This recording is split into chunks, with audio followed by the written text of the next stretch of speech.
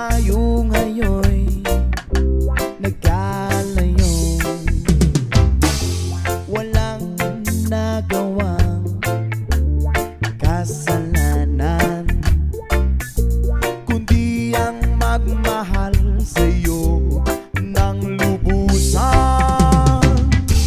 Ako'y may natutunan sa aking karanasan, mali ang magmahal agad ng lubusan.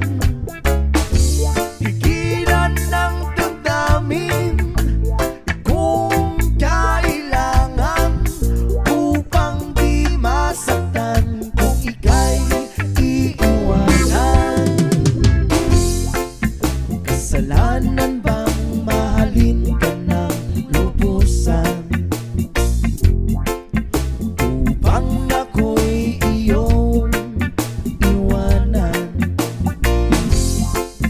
Bakit kung sino pa ang totohanan ay siya pa nililisan? Kasalanan bang mahalin ka ng lubusan upang ako'y iyong iwanan? Bakit kung sino pa ang totohanan ay siya pa nililisan?